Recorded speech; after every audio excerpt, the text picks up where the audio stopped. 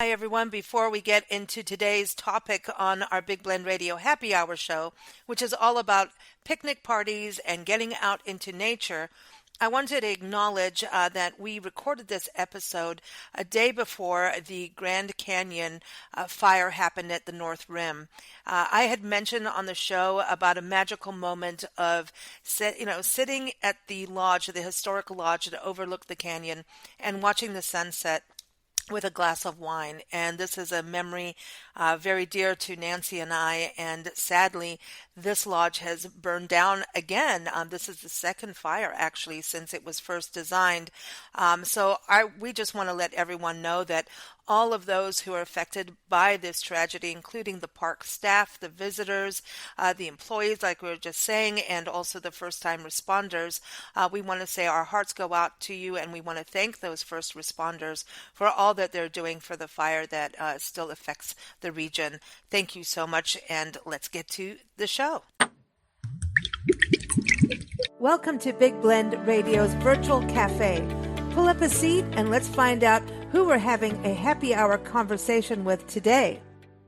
Welcome, everyone. You know we love our happy hour hangouts here on Big Blend Radio, and normally we're in a speakeasy bar, or I don't know, we could be having cocktails in a cave. It really is just whatever happens. Last time it was a pizza party, but today we're taking it outside because who doesn't want to have a cocktail outside or a glass of wine, or maybe don't want to have an alcoholic beverage. That's fine too. But it's about getting together, and today we are celebrating National Picnic Month. We are going on a picnic. Now, our two guests are from Arizona, and we've got Judy Carnia, who's a travel writer based in Scottsdale. You can learn more about her. Go to travelingnature.com. And our other guest, you know also very well, is Eva Eldridge, who's a writer and also a publishing expert, and she's based in Tucson, Arizona, and you can keep up with her at evaeldridge.com. And yes, you can picnic in Arizona in the summer, but what we do, Nancy and I, usually it's champagne really early in the morning before, like really early. Just don't tell your doctor if you're doing that, or the park ranger. Now I'm going to get us all into trouble. So welcome back, Judy. Yes. How are you? I'm good. I know. It's trying to stay cool. It is hot. Right now we are in Kansas and it's warm. It's like in the mid 90s and we're about to have some storms again. So you got to get your picnic on and then, get ready to run. So I'll send some monsoon storms your way. But Eva, do you want some monsoon storms? Absolutely. Yeah? You We need haven't them? had enough yet at all. Well, I'll send you Kansas weather, okay? For a little bit. The Yeah. humidity, though. Yeah, the humidity is here. It is. Yeah, I didn't realize. I know we've been Thanks, through Judy. Kansas.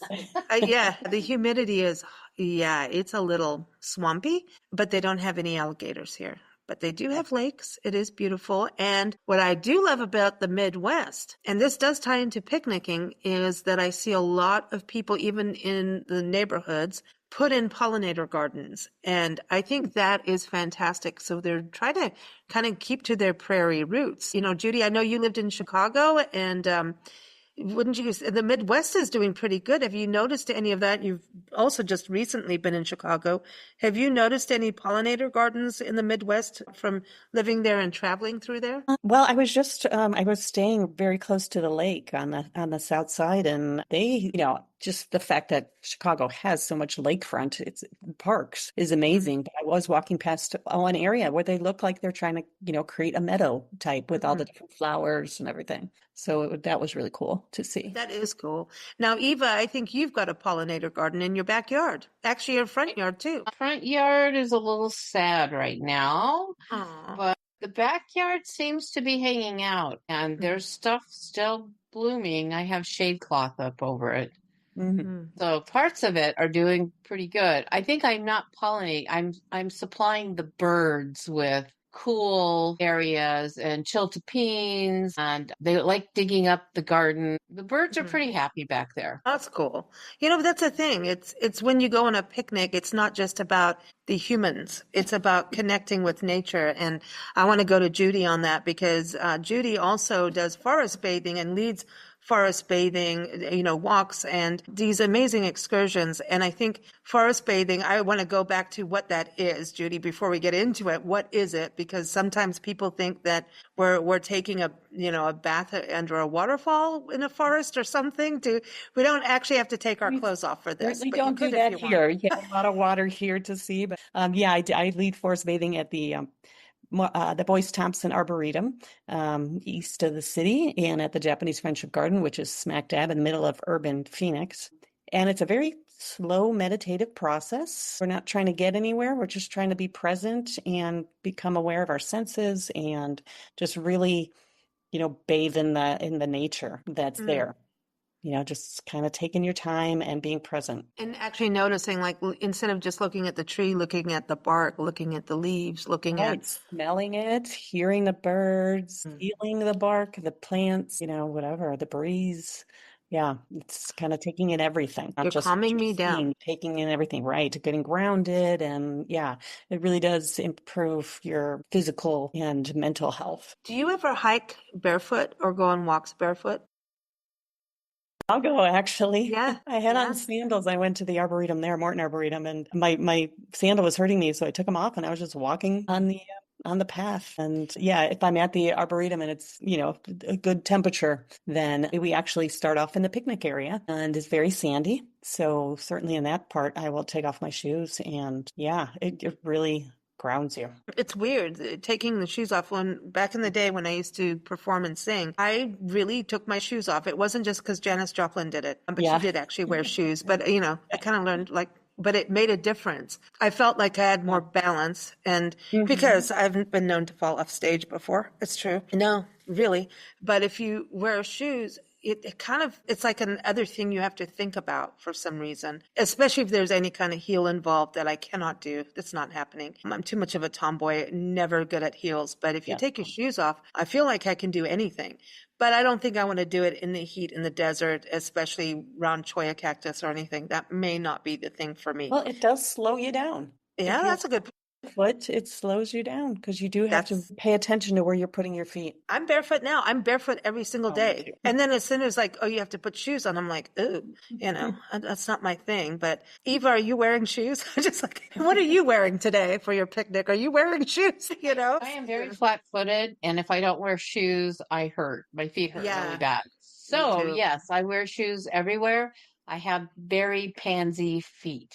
Well, there you go. Well, that's mine too, but it just, I don't know. I just kind of am always barefoot. I think you know that. But yeah, getting out into nature, Eva, that's something for you too. I mean, even when you travel, right? And you do a lot of travel, a lot of times it's in the book world and you do conferences, but you do love our parks and nature. So for you, traveling is part of it just being outdoors and being around the birds. I love to go out and be someplace where there isn't a zillion people, whether it's a national park or you pull off the road somewhere and you can sit and it's quiet and you can hear whatever's going on, not the traffic and not children screaming and people being obnoxious. I like being out and away personally. And then I really do. I think I hope I don't offend anybody, but I call that my church. I feel I can commune better when I'm out and about. And it can be in the desert. It doesn't matter whether it's in the mountains for me or in the desert or anywhere out in the field in Kansas. That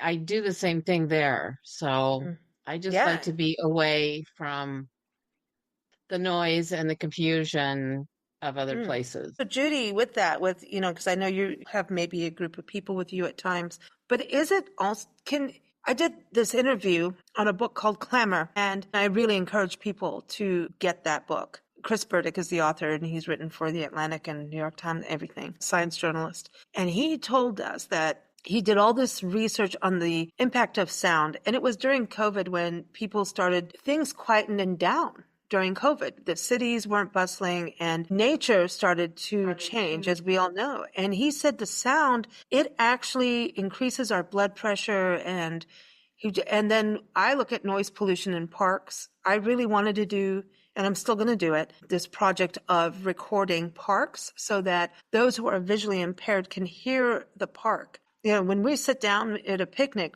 one of our things Nancy and I loved was going to Buenos Aires National Wildlife Refuge. It's south of Tucson. It's near Madeira Canyon, but in Aravaca area. And it's, we'd go on a really early morning hike. We'd leave around 4 a.m. if it's summer, depending on the time of year. But we'd always have our hike, and then we'd have our little champagne and sandwiches at the end at the picnic area. And that was our thing. And we'd be able to hear, because it was very low traffic out there, but you could still, like an airplane, you'd hear an airplane there, whereas in the city, you're so used to it, and it's congested air traffic. But there you could hear it. You're like, oh, there's an airplane. And in the city, you just don't notice unless you live by the airport. Oh, God. But you would hear the actual flutter of a hummingbird's wings. You would hear their little calls, their little chirps, which are very distinct if you are able to hear them.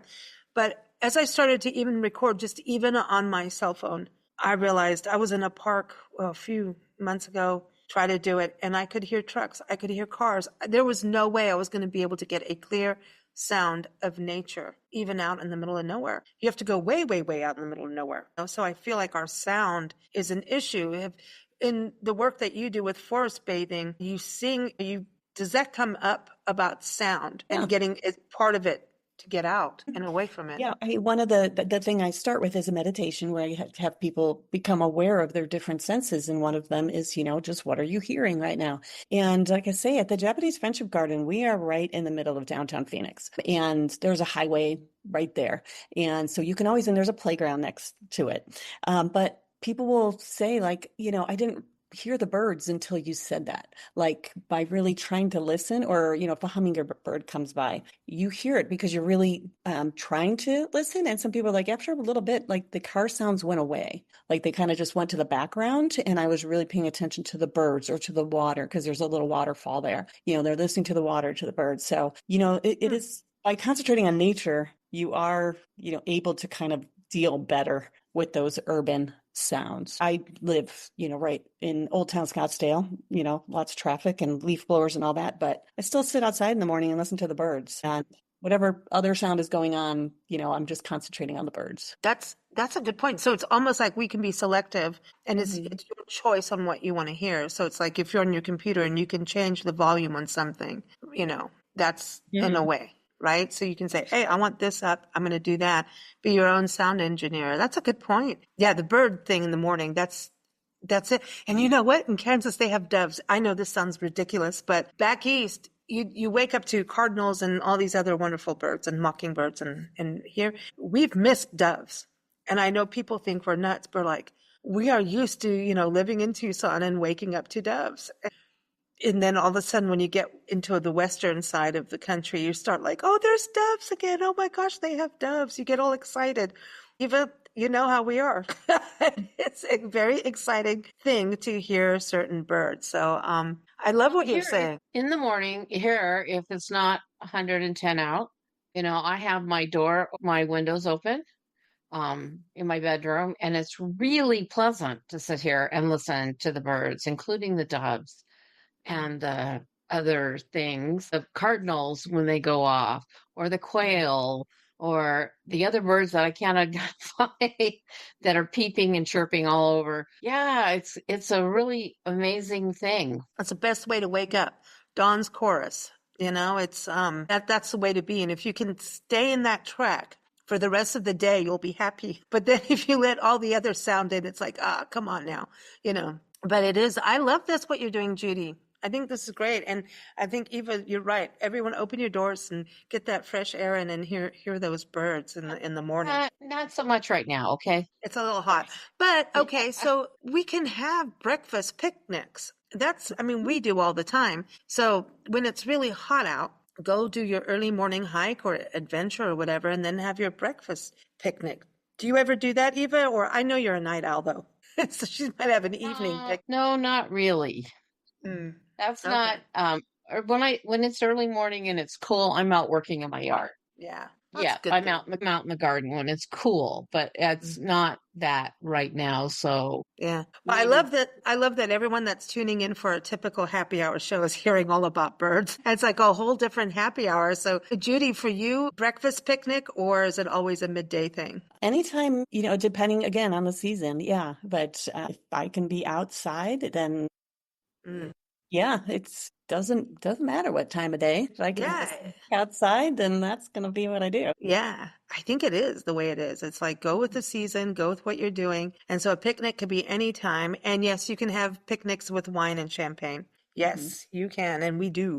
We do it across the country. So let's talk about Arizona. I mentioned one of our favorite places, again, Buenos Aires National Wildlife Refuge, south of Tucson. If you go towards Aravaca area, it's an amazing wildlife refuge with pronghorn and different parts of the park. So there's one that's an easy trail around the Cienega, and it's got, trees and shade. And you'll see they have greyhawks and Mexican greyhawks that come over the border. And then if you go on the other side of it, it's pretty much on the western part.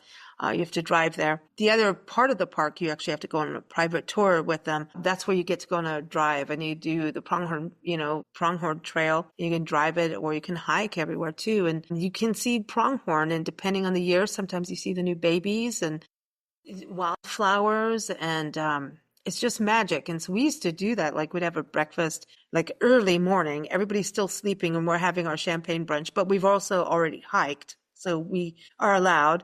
And then, we'd take our time and yes, not over drink. You go to the other side and we would do the pronghorn drive and watch for wildlife and then maybe have another picnic. Or maybe close the day off in Saguaro National Park. And there's these wonderful Ramadas areas that you can go to with picnics. And you see this whole valley of saguaros. And we've had picnics surrounded by butterflies. And yes, there's a rattlesnake that hangs out there, but it's cool. And you watch thrashers and, the verdins. I miss verdin birds. I would do anything to see a little verdin right now. They're so cute. Hummingbirds, all of it. And it's just this. So a lot of the desert parks we're talking about do have shade. There's shade you can go to, but just really take a lot of water everywhere you go in the desert if you're going to do a picnic. So Eva, for you, since we're talking about the Tucson region, where's a favorite picnic spot for you in Arizona? well, I like going up to Mount Lemon. Oh So yeah, I that's like being smart. in the mountains when I'm picnicking. We go up to Mount Lemon. So that's one place. We've been down in the Huachucas, Car Canyon, or the Reef, which is a drive. You almost need a four-wheel drive for some of those, but it's up high again. And you have this beautiful view over the Sierra Vista Valley. And then we've been up on Mount Graham in outside of Safford. So I like going up. I like being in the White Mountains too. So I like going up for my picnics. She wants to be cool. I However, want to be cool. we did remember that awesome picnic we had at Picacho State Park, Yes. Picacho Peak, and it was this wonderful spring wildflower season. And I used to drive Eva nuts every winter. Oh, we got rain. The wildflowers are coming. She's like, no, you've got to wait. I'm like, no, it's coming. It's coming. I'm saying it's going to, I used to bug you about that. Yeah. Yeah. Yeah. Finally, this year it happened and it came and it just blessed the desert. Like, I mean, poppies. Remember those beautiful poppies and the lupin were up and the poppies and then the mallow. Remember the desert mallow was everywhere too. So we had oranges. Globe mallow. Yeah. Yeah, globe. That was magic. And so Picacho Peak is particularly nice for wildflowers. When we have wildflowers, we need rain, and as Judy knows, we're lacking it a bit. it's going to So all the places and too much of it our weather's a little wonky right now. Let's put it that way. It's been wild. But yeah, I mean the desert wildflower season, February. I mean that was February that we went, mid-February. I remember. or March, Yeah. I can't remember. It was an early spring. It was before spring, official spring, and even the Saguaro National Park was magic everywhere. It was just an ironwood forest, which is connected to Picacho. I remember going out there, and it was it's a monument, pretty much watched over by the Bureau of Land Management, and it was just so amazing to explore that area. And if you go at the right timing, I mean, you just get the light on these flowers and the mountains with the red and the desert is magic, man. I don't care what time of year it is, but monsoon season is one of the best. That's a picnic, is to be in a safe space and be able to enjoy a picnic and watch a monsoon go down. Like that's cool, you know? Yes. Have you ever seen a monsoon rain and like flash flood the desert, Eva? Have you seen it? Because it looks Yes. like an ocean. Yes. Like, we were up at Lake Pleasant and they had that happening. You couldn't cross the roads. It was flat. It was sheet flooding up there. It was totally amazing. It's like and that place is all dry and there's not that much vegetation, but it had rained and it was doing the sheet flooding it was really it's a little scary. You don't want to drive in those washes or I even on the did. road. Yeah, so yes, Mhm. I've seen that and I've seen it here come down like the Rieto. I've seen the headwater come down the Rieto. It's amazing. Nature is powerful. Nancy and I just drove through a huge lightning storm. We had just been through 2 tornadoes, and then we were driving through Oklahoma. We went from Texas, Oklahoma, Kansas, and we got stuck in a storm at night on a 2-lane road. And we were a little car in a bubble of lightning and flash flooding. And you can't pull over, you can't see. The only way through is through. And I'm going to tell you, that was one of those days where Nancy and I thought, we can't even have a glass of wine if it's the end, It's this. We actually thought we were going to get it, but it was one of the most spectacular, beautiful things we've ever witnessed in life, of how beautiful lightning is. Deadly, but absolutely intricate. It was like nerve endings, and it was like 2 bolts of lightning would hit on either side of the car, like big, thick bolts. But the top part would branch out and meet each other. It's like the 2 fingers, thing. And like it was synchronized. It was like, I mean, we can only mimic nature, but that we were in awe and at the same time petrified because we're stupid to be out there and we couldn't find a place to pull. And eventually we got out of it. But oh my gosh, now if I could sit and watch that, but you can't see it if you're watching it from the inside.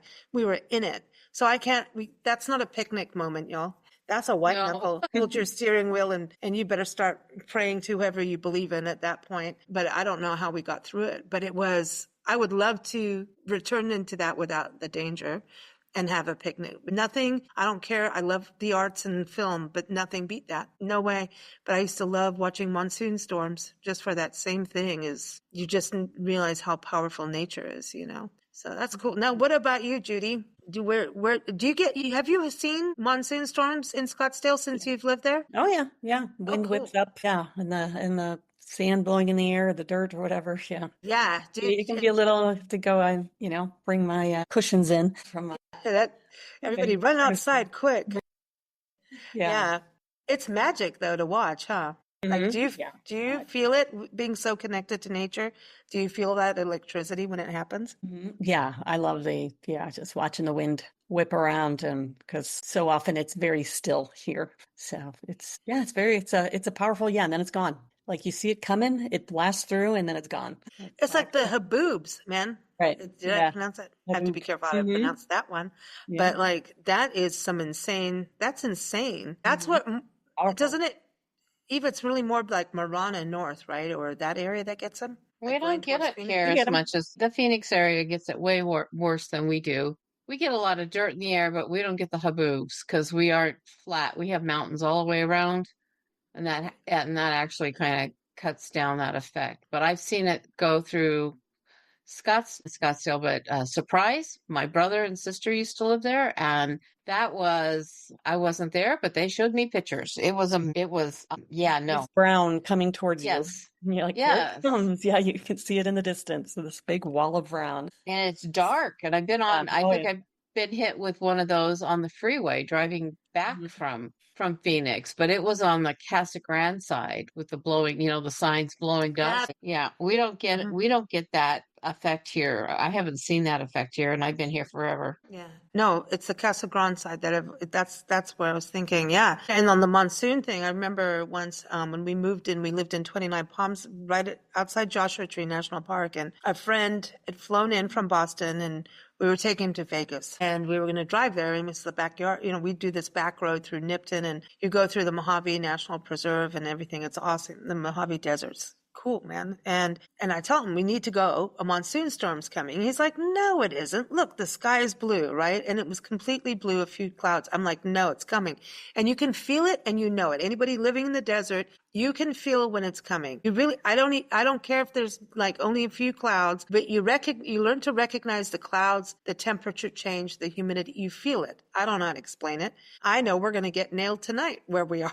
Like I can already feel the storm's coming. It's very similar. And I swear, it kept talking more than me. We finally get on the road and here it hits. And park rangers were trying to get people out and we were in the back roads. And this water came, it looked like an ocean wave coming across the desert. And he went quiet. I went quiet. Nancy went quiet. So you know this was dangerous. And we actually bottomed out and the windshield cracked going through that. And on the way to Vegas.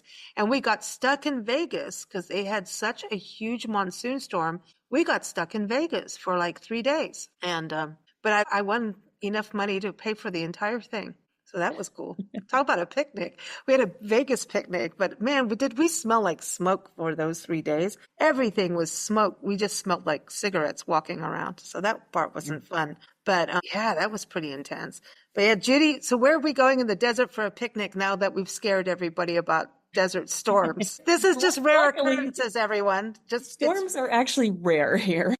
They're very rare, but when you see them, everybody's like, yippee. Everybody's like, something's happening. Most days are nice and sunny. And if you come between like October and May, it's lovely. There are a ton of urban parks throughout the Phoenix area. I live, pretty close to the Civic Center Park right in Old Town. Always tons of people hanging out there and there's festivals and stuff. And then Chaparral Park is close to me. So lots of great urban parks. And then if you want to go outside the city, the Boyce Thompson Arboretum, I recommend. It's about 45 minutes or to an hour outside the city. So it's not real close, but you can spend the whole day there. It's huge. They have desert plants from all around the world. They have, they like a eucalyptus stand and a canyon with Queen Creek running through it. You can hike through and all sorts of different little gardens, labyrinth, and they have this big picnic area that usually has a lot of cardinals in it. Hummingbirds fly through. Lots of other birds too.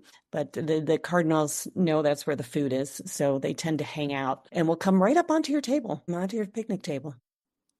So that's a great place to go. Like I say, spend the day. You can do a breakfast or a lunch or both. I would say do both. I used to live in Globe and we would go down to the Arboretum quite often. I loved it there. It's just gorgeous. It is. Yeah. And it's, it can become, a lot of people go there, but it's so big that everybody's spread out. So you never feel overwhelmed by people and you can go to the farther areas if you want and not be around as many people. But yeah, beautiful, beautiful place to enjoy some nature in the desert.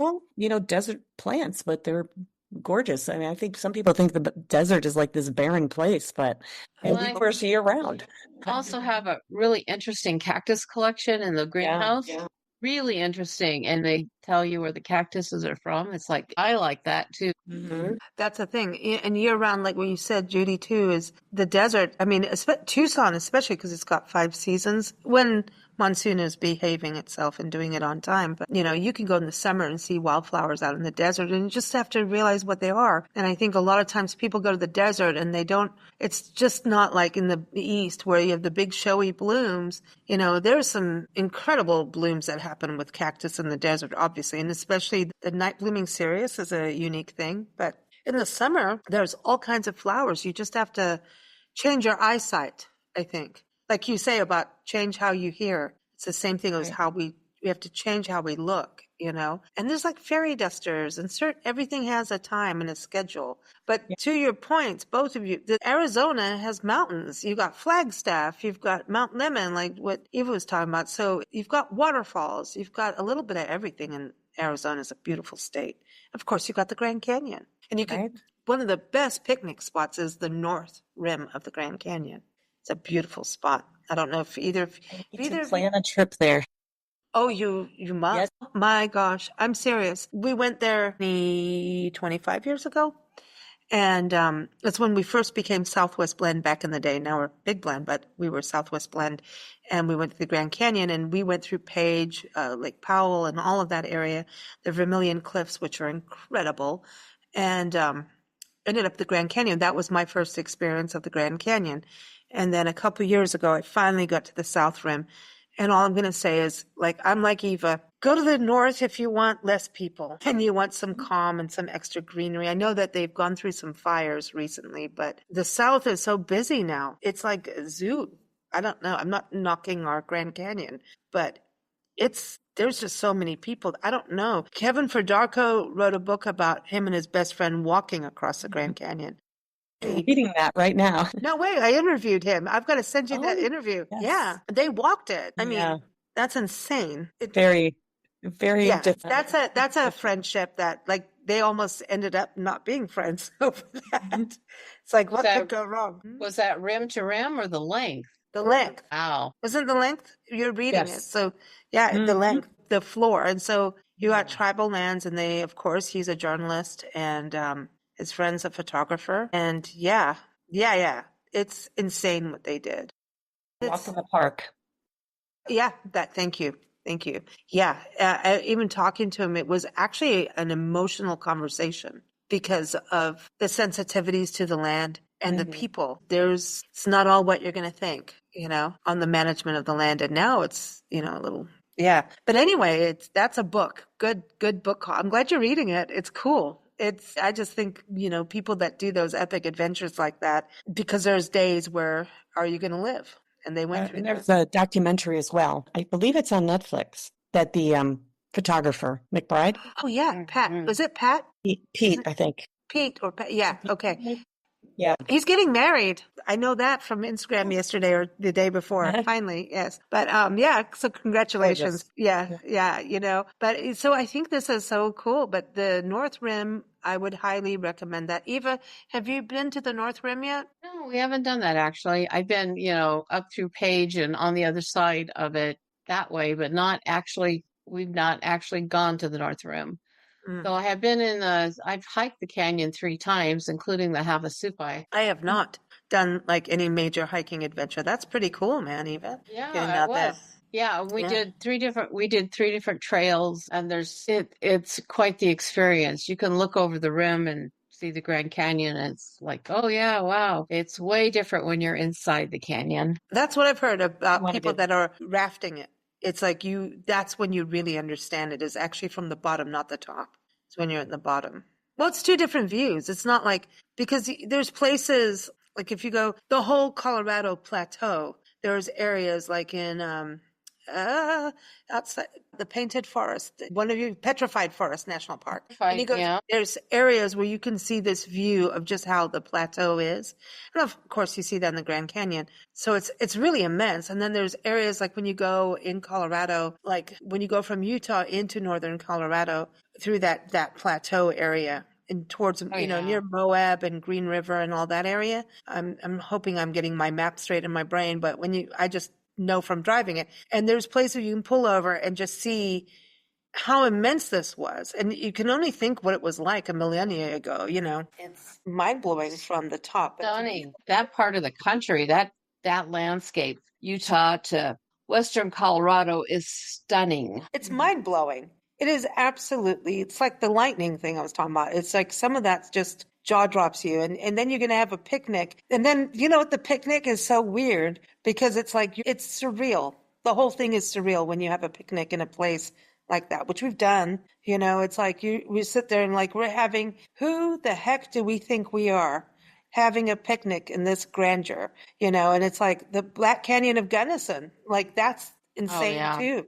When you sit there and you're like surrounded by, and from Grand Mesa, there's this trail that you can take. It's actually one of the oldest forests, and there's something about the highway, but anyway, the scenic byway. And we did in late spring. Boy, so gorgeous. And all the new green, and the aspens are getting their new green, and the lupin is out, and you're driving down this whole Grand Mesa down to the bottom. And we found it was by the National Recreation Area, and it is incredible in Colorado. And you're actually driving with water on either side of the road. And I cannot for the life of me remember the National Recreation Coruscant.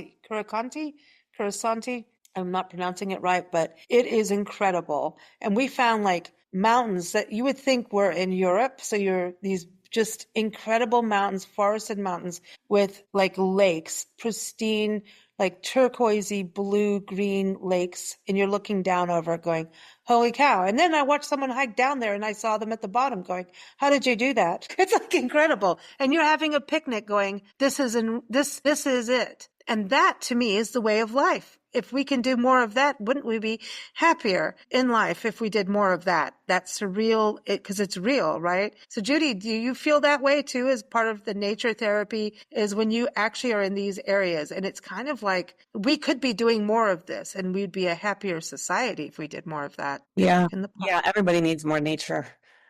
Yeah. And yeah, I mean, just the awe-inspiring of it, but also just being connected to it, Yeah. like up close and the far away, kind of, I guess.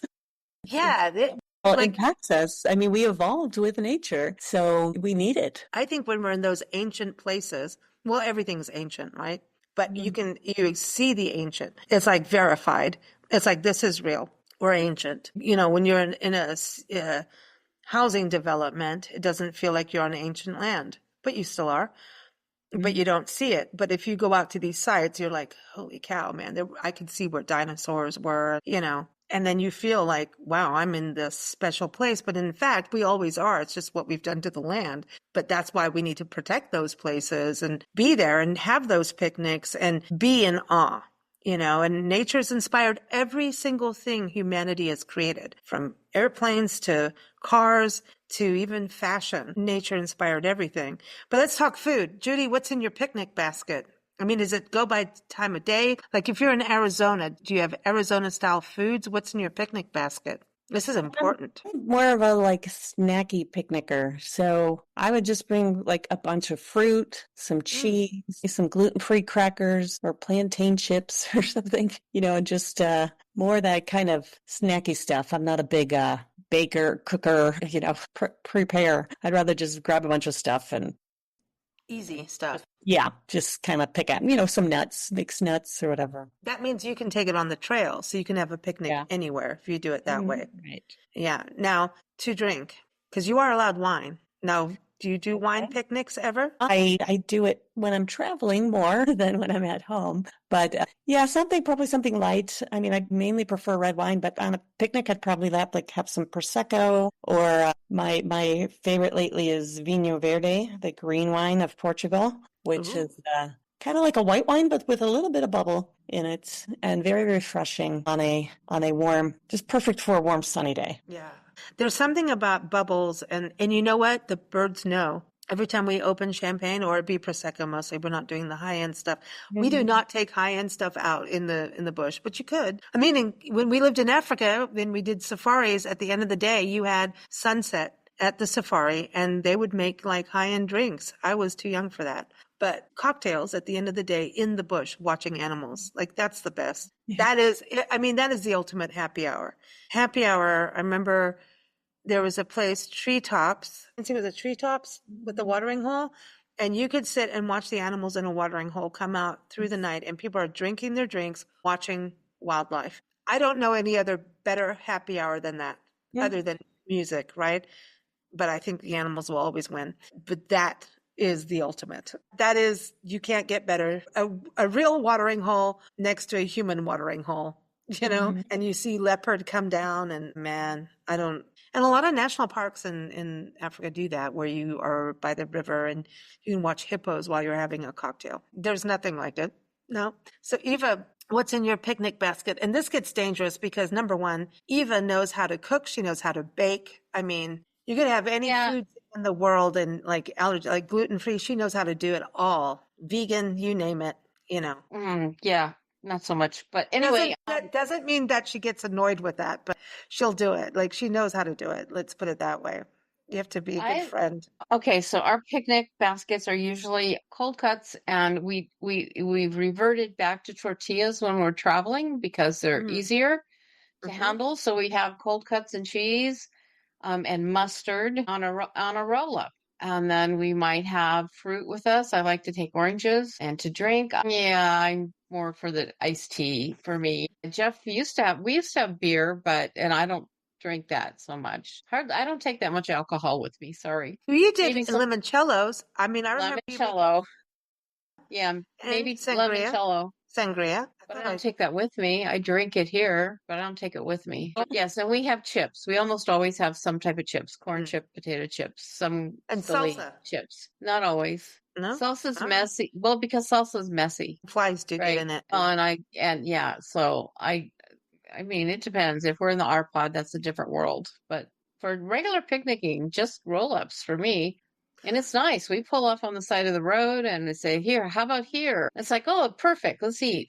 Okay, I have a question on the tortillas. Yeah. I'm always getting tortillas because the whole bread thing, I love bread, a really good love for bread, like, artisan bread where it's like out of the oven and real butter and the whole, Yeah. like, don't even get me started of it. It's hard. But That's hard yeah, traveling. yeah, that's like a fun, but that's you got to be out or you know what I mean. But on a picnic, that's Nancy and I are. I do because we travel. We're on the road full time, so I'll always get tortillas because it's so easy. You never know where we're going if they have a toaster or not.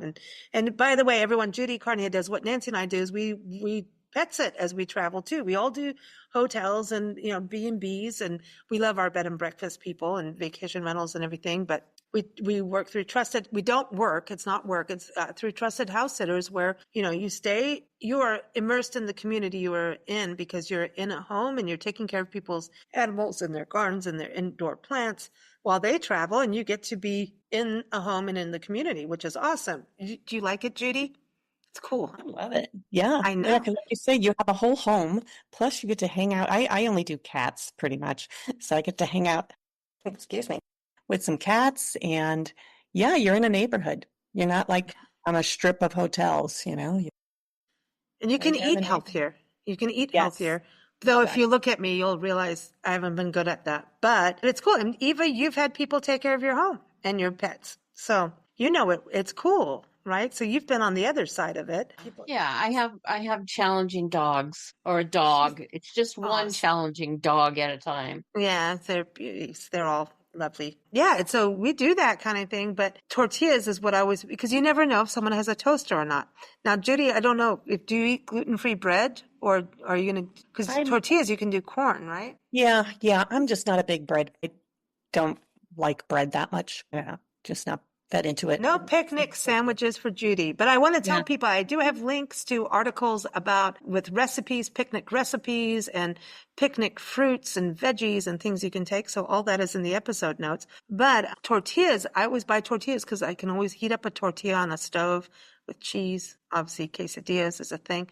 But Eva, like there's whole wheat tortillas. Have you seen these whole wheat tortillas? Yes. Now, have you tried them? Yes, I'm not that fond of them. I prefer I would like Mosaic the tortillas Mosaic makes. They make the best tortillas. They're not whole wheat. Corn or flour? Flour.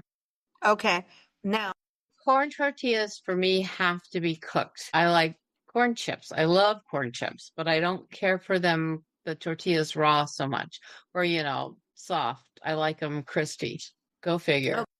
Okay. So now what about cooking them? Because I start using the flour tortilla. I'll just eat one out of a bag, which I'm sure is healthy for us. And Nancy's like, no, you got to heat it up or something. And so it's okay to eat. Well, I'm still here, but it's okay to eat them raw out of the thing, right? Absolutely. Okay. So I'm not nuts. They're already cooked. By the time they sell them, they're already cooked. So she wants me to make pizza out of them. You know how she is. Ooh, that would be good.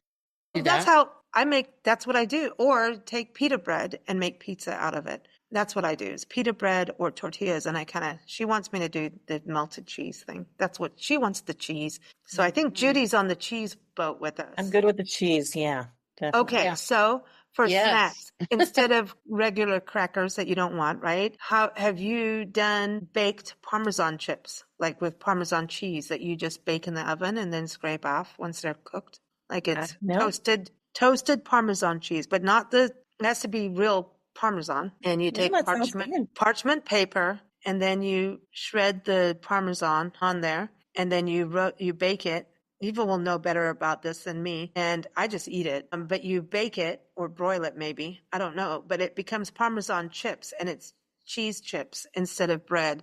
This is where I will say, forget the bread, go for the cheese. Oh, that sounds wonderful. Doesn't it? Like, yeah, those are good. Yeah. All right. So we're in agreement. So we're all good. Parmesan chips, and because I've had them, but with champagne is to die for, everybody. It's all good. Yeah. Nice. Prosecco. A little fruit, and that sounds, you got your. Yeah. What's your choice of fruit? We got oranges. Eva's got oranges. If it's peach season, I'm saying bring the peaches, even though they could get squished up. Yeah. If they're in season, peaches, berries, melons, oranges, apples, pear. I just love pretty much any sort of fruit. Pineapple. Oh, I was just in Costa Rica, and we were on a little boat tour, and he cut up a fresh pineapple, and it's just like dripping all over the place. It's just That's the way. Amazing. Yeah. That's the way. We had a little picnic on a boat of just pineapple, but couldn't get enough. Now, I was going to ask you each about picnicking outside of the state of Arizona. So was that one of your places, is picnicking on a boat in Costa Rica? Like, I'm sorry, but I'm a little jealous. That was amazing. Yeah. Another picnic I just did recently. My daughter and I we stopped in London on our way back from Germany and went to Bath for the day. So took the train over to Bath. I'm a huge Jane Austen fan. So, she visited and lived in Bath and wrote, a couple of her novels, had some parts of them based in Bath. It's just a gorgeous little town. And my daughter actually did a course there last year for a few weeks. So she spent a lot of time over on the Royal Crescent, which is a big grassy hill with the Royal Crescent was where the rich people lived. It's basically like a half circle of just a building that's pretty much like that golden stone that everything in Bath is made out of. And we're all like townhomes, basically around the circle. And so, we just stopped at a little convenience store. I think she got a sandwich. I got some cheese and some fruit and some nuts. And we got some little of those cocktails in a can. So I had a little strawberry daiquiri, and she had, I can't remember, some sort of vodka, like a vodka and cranberry type of thing. And well, okay, just elevate this all up, shall you? We just sat in the middle of the grass, and it had actually rained that morning. The hill I guess it just drains quickly. I mean, it was dry. And so we sat in the middle of the grass and pretended we were in a Jane Austen novel having our picnic. It was wonderful. Oh, that's awesome. That's awesome. Yeah. Now, you know what I would like to do is go to Strawberry Fields in England and have a picnic and eat strawberries and drink champagne again, or Prosecco, anything with bubbles in there, and be in Strawberry Fields. And of course, play Peter Gabriel in the background. It's just making me. But then the other England thing is going on one of those boats down the canals and having a boat picnic. I want that in the canals. Like, that would be cool, but someone else has to do the boating thing because that's dangerous. Eva, can we recruit Jeff to do the boating thing? What do you think? He'd absolutely love it. Yeah, we recruit him. Yes. And then I'll make the cocktails, and then Eva. And I'll make the snack. And I'll do the chopping. I'll do the chopping. I'll do the prep. I'm good at that, but when it comes to putting things together, it can get wonky. I can make a good sandwich, though. I'm a good salad maker. Yeah. You're a good salad maker. Yeah, sandwich salads, the rest of it, or chili, kind of. But yeah, that's guacamole. I'll make guacamole, but that's hard for a picnic, unless your picnic's outside your front door. Guacamole on a picnic is rough. Doesn't travel well. Nancy would like to chase the cocktails. Eva, for you, where's a place outside of the country? Mexico. Oh, I like going, and I would like picnic on the beach in Mexico and at Rocky Point, that area, or even a little further down. That's one place. Where else would we go? Well, I've been out of the country in a while, so I've been to a bunch of countries, but I think you did China. I was just doing a whole show on Chinatowns, and I can't believe you weren't on it. And we were talking about China, and I was like, well, my friend saw scorpions on a stick in China. I was talking about you. It was that we didn't do that. And I was in China in 1986, so it was such a long time ago. It's not what the current China is now. So, yeah, I don't know. Mexico, I think. I like being on the beach, too. I miss Mexico. I want to go to the beach. My gosh. Hey, now what about nature therapy with that, Judy? Going on the beach because of the water. Yeah, I'm sure people do it there. Yeah. It's really, yeah. Okay. Sitting on the beach, listening to the waves. There's something embryonic and I don't know, gets to our roots on that. Okay, in closing, okay, a person that you want to, or two, I don't care how many, that you want to go on a picnic with, just to hang out with for fun or to learn from. Judy, who do you want to go on a picnic with? Well, I wish Jane Austen was with us on our. She's stuck on the Jane Austen. Yeah, to talk to her about, her stories are amazing. So I would just love to just sit back and let her chat about whatever she can think of, just such a great imagination. I love that. And here you are with a book person on the show. I love that. Eva, for you, who do you want to have Jane Austen? Yeah, I know that you read so much. I'm sorry. I'm going to have to go back. And I wish my parents were there. Oh. That's where I learned how to picnic, is from my parents. We'd go for drives and we go have a picnic somewhere. Exactly. And that's it's a very fond memory, and I would love to do that again with them. Yeah, I'm with you. Sure. I just kind of feel like I need to be with someone who doesn't have any airs about them. I want someone who understands wildlife, nature, like someone who can just sit, enjoy it. I would always say Anthony Bourdain, because I still think he just always went to a place and let the place be and didn't try to change it and try to embrace what it was, and be in that moment. And I think a picnic with him would be fun. But then it's really the nature thing. I think, wouldn't it be cool to go in the jungle with Diane Fossey and have a picnic watching gorillas? Though that's not how it works. That's not how it works, though. So, yeah, I think I'm going to hang out with Anthony Bourdain, which I know is kind of overdone, but I don't care. I would dig a picnic with Anthony Bourdain out in nature and just calm. And we'd probably need more than just wine with him. I think tequila would be involved. And somehow we have to have ocean, I think, with him. He needs ocean. He needs that. He needs rocky ocean drama. So I think it would be cool. But thank you, ladies. This has been a fun happy hour. Not a very boozy one, I will say. I think it's always good. Nature is the best, right? So I think that's the coolest things. Everyone, again, there are links in the episode notes to some articles on picnic ideas, recipes, all that good stuff. You can keep up with Judy. Follow her at travelingnature.com, and also keep up with Eva, what she does in the world of books and publishing and marketing and anything to do with the books, right, Eva? A little bit of everything there. A little bit of everything, yes. So go to evaeldridge.com. Thank you so much for a fun happy hour. I feel very calm now. Thank you. Thank you. See what we can do to change that for you. No, I want to stay calm a little bit. I need it. Thanks for joining us here on Big Blend Radio's Happy Hour podcast. New episodes air every second Monday and third Friday. Visit us at bigblendradio.com.